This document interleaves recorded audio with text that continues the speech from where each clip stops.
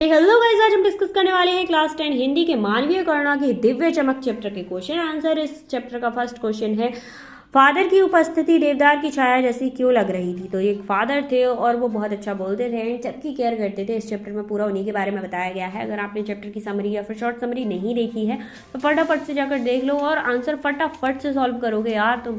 उसके बाद आता है इसका आंसर, देख लो यहाँ पर। अगर समरी देख लोगे तो आंसर खुद भी लिख सकते हो, वरना रटने की ज़रूरत है, इसे बैठ के रटो आराम से। क्वेश्चन नंबर 2 है आपका, जिसमें आपसे पूछा गया है फादर बुल्के, जो फादर बुल्के की संस्कृति के एक अभिन्न अंग हैं।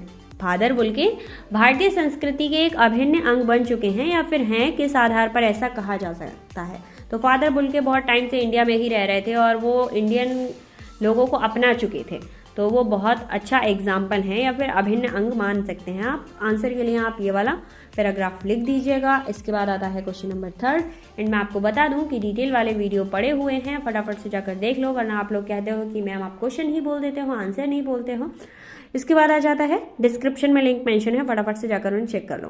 पाठ में आए उन प्रसंगों का उल्लेख कीजिए जिनमें फादर बुल्के का हिंदी प्रेम प्रकट होता है, मतलब हिंदी के प्रति जो लगाव था वो प्रकट होता है। तो फादर बुल्के का हिंदी प्रेम प्रकट करने वाले प्रसंग निम्नलिखित हैं।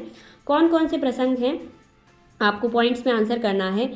फर्स्ट है, फादर बुल्के ने कोलकाता में बीए करने के बाद हिंदी में एमए इलाहाबाद से किया था। सेकंड है, उन्हें प्रमाणिक अंग्रेजी हिंदी शब्दकोश तैयार किया था। थर्ड है, मातरलिंग के प्रसिद्ध नाटक ब्लू वर्ड का हिंदी में नील पंछी नाम से रूपांतरण किया था, मतलब हिंदी में ट्रांसलेट कर दिया था। नेक्स्ट है, इलाहाबाद विश्वविद्यालय में रामकथा उत्पत्ति एवं विकास का शोध प्रबंध लिखा था। नेक्स्ट है, परिमल नामक हिंदी साहित्य संस्था में सदस्य बने थे। एंड लास्ट है, वे हिंदी को राष्ट्रभाषा का गौरव दिलवाने के लिए सतत प्रयत्नशील रहे थे। एंड फोर्थ क्वेश्चन है इस चैप्टर का, इस पाठ के आधार पर फादर कामिल बुल्के की जो छवि उभर कर आती है अपने शब्दों में लिखिए। तो वो बहुत अच्छे इंसान थे और वो हिंदी के लिए और भारत के लिए हमेशा अपनी जान न्यौछावर करना चाहते थे। तो इसको आप डिटेल में ऐसे लिख सकते हैं। इसके बाद आ जाओ फटाफट से नेक्स्ट क्वेश्चन पर, क्वेश्चन नंबर 5 पर, जिसमें आपसे पूछा गया है कि लेखक ने फादर बुल्के को मानवीय करुणा की दिव्य चमक क्यों कहा है। तो ऑथर ने मानवीय करुणा की दिव्य चमक क्यों कहा था फादर बुल्के को, हमको आंसर करना है। आंसर यहाँ पर दिया गया है। इसके बाद आता है क्वेश्चन नंबर 6, जिसमें आपसे पूछा गया है फादर बुल्के जो हैं, फादर बुल्के ने सन्यासी की परंपरागत छवि से अलग एक नई छवि प्रस्तुत की थी, कैसे। अब ये छवि उन्होंने कैसे प्रस्तुत की थी और वो कैसे एक सन्यासी बन चुके थे, इसको आपको आंसर करना है। तो गाइज इसका आंसर यहाँ पर दिया गया है।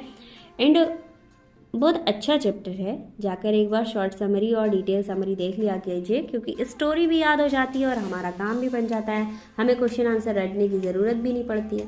उसके बाद आ जाओ फटाफट से नेक्स्ट क्वेश्चन नंबर 7 पर, जिसमें आपसे पूछा गया है आशय स्पष्ट कीजिए। एंड इस चैप्टर का लास्ट क्वेश्चन रहता है, आपको 2 लाइन्स दी गई हैं। का, नम आंखों को गिनना स्याही फैलाना है। एंड खा है, फादर को याद करना एक उदास शांत गीत को सुनने जैसा रहता है। तो का और खा दोनों का आंसर आपको यहाँ पर दिया गया है, फटाफट से देख लो, याद कर लो। एंड अगर फिर भी कोई प्रॉब्लम होती है तो इसके नोट्स या फिर पीडीएफ लिंक को आप मेरे इंस्टाग्राम अकाउंट rstudy10, जिसका लिंक डिस्क्रिप्शन में दिया गया है, वहां जाकर ले सकते हो। टेक केयर, मिलते हैं नेक्स्ट वीडियो में।